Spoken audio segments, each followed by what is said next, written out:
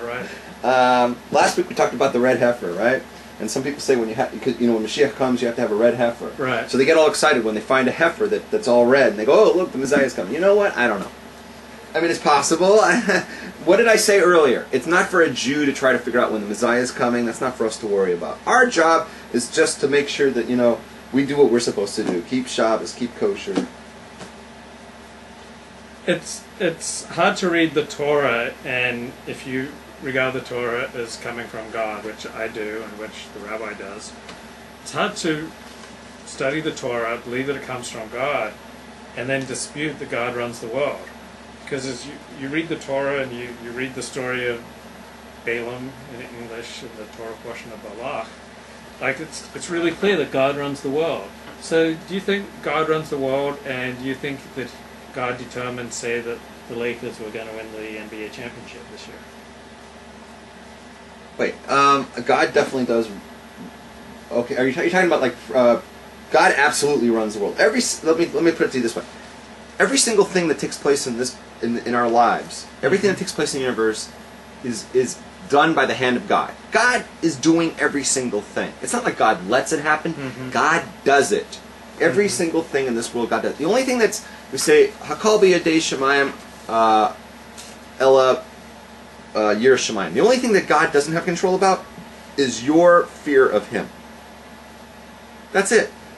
God only gives us free choice. He gives us free will, and He can't control it. And the only thing that we have free will and free choice over is whether or not, when presented to us the choice to do a mitzvah or not, we have the choice of what to do. Other than that, we have no choice. To answer your question, when it comes to the Lakers, that is it's a facade at a very high level, because that's a classic example of what appears to us as happening and within our own control is actually not within our control. God is a Lakers fan, and He, no matter how it was going to, no matter how much everybody tried that night, the Lakers were going to win it all in Game 7. Because there's no choices here on mitzvahs or not, and therefore it's all in the hands of God. And God makes it look like everybody is doing it based on their own free will, but in truth, there is no real free will here. So yeah, it's all in the hands of God, and He just does it the way He wants to. So I have to say, because the Lakers won it 2 years in a row, God is a very big Lakers fan, probably has like a purple and yellow shirt what he's wearing upstairs right now. Numbers chapter 22, verse 8. Balaam tells the elders of Midian who come to visit him, "Spend the night here, and I shall reply to you as the Lord may instruct me." And in the Jewish Publication Society commentary, it's saying that Balaam said this so that he might receive a divine message in a dream. Dreams should not be confused with incubation, the ancient custom of sleeping in the temple of a god or goddess in order to obtain a message from him or her. Well, about a year ago, it was Yogi Bhajan's 90th birthday or something. Who? Yogi Bhajan, he brought Kundalini Yoga to the West. Oh, it's not like Yogi Bear. No, Okay. Yogi Bhajan. Okay. So on his birthday, I went to this yoga studio at like 2:30 a.m. We were going to say 3 hours of Ekon Cars.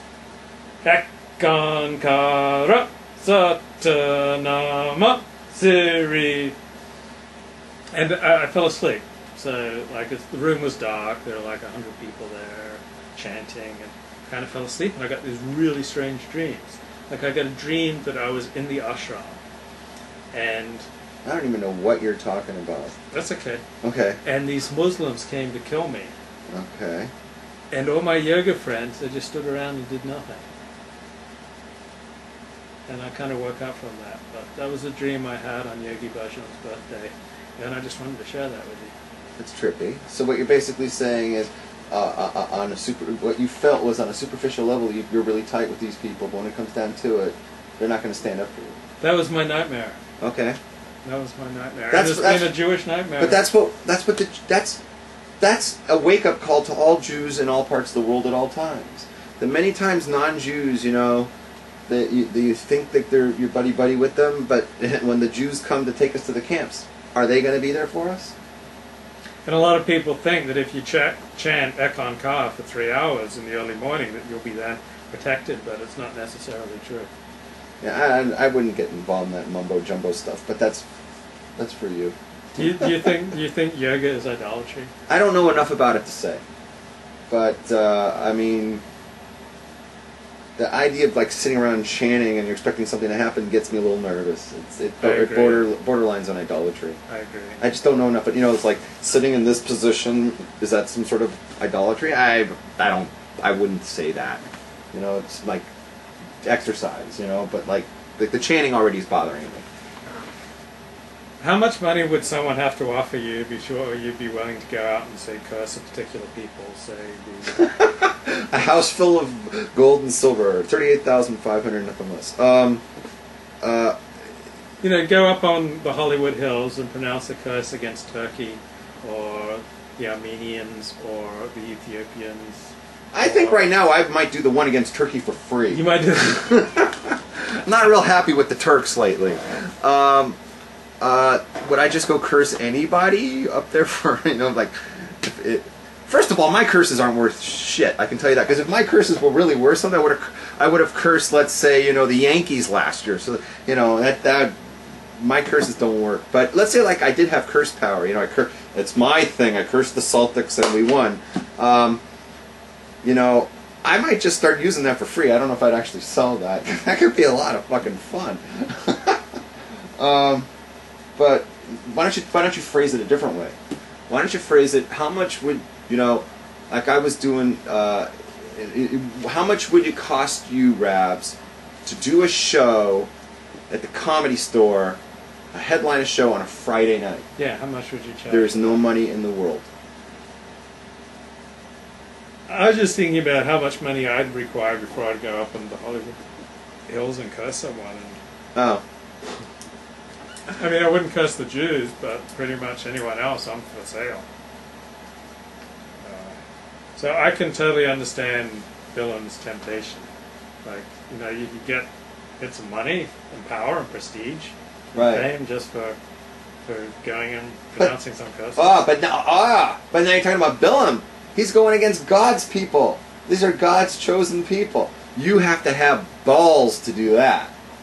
People could curse me all day long. It wouldn't bother me at all. I didn't really get the whole Torah fascination with blessing and curses. Right, but you couldn't get me. You couldn't get. Let's say I did have curse power, right? Mm-hmm. I just cursed like the Celtics, and like a second later they dropped the ball out of bounds. And I'm starting to realize like God just gave me this power, right? And like I cursed like whatever, and like a whole bunch of things happened tonight, right? And I woke up and I started realizing everything that I cursed, like something bad goes on to them, and I'm starting to dig it, right? The last thing I'm going to do is curse out the Jewish people, because I know that's God testing me. Because if I was to curse out the Jewish nation as a whole, then I become like an enemy of God. I become an enemy. And see, anyone who's an enemy of the Jews, this is very important. Anyone who becomes an enemy of the Jews is immediately an enemy of God. There's no middle ground. God and the Jewish people and Torah are one. It's a Trinity concept. God, Jewish people, Torah, one. Okay, Echad, one. We've got married at Mount Sinai. That's all one. Okay? You curse out, you hate the Jews, you hate God, you're an enemy of God.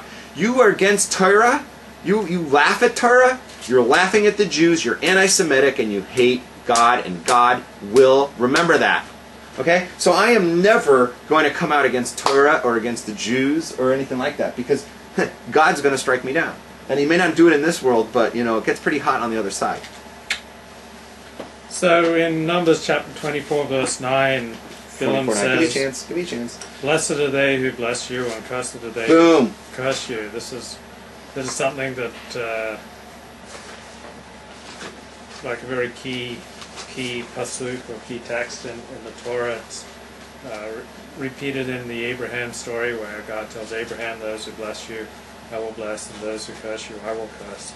And I'm thinking the one country in the world where this is true, where you just can't mess with the Jews, is the USA. And look at like Helen Thomas. Like, she came out and she like cursed the Jews, and her career's over. And it's true in the USA, you don't mess with the Jews. You just can't come out and like say anti-Semitic things in public, or you get humbled. Yeah, like I said last week, in the history of the Jewish people since we left Babylon, by far, without question, the best country for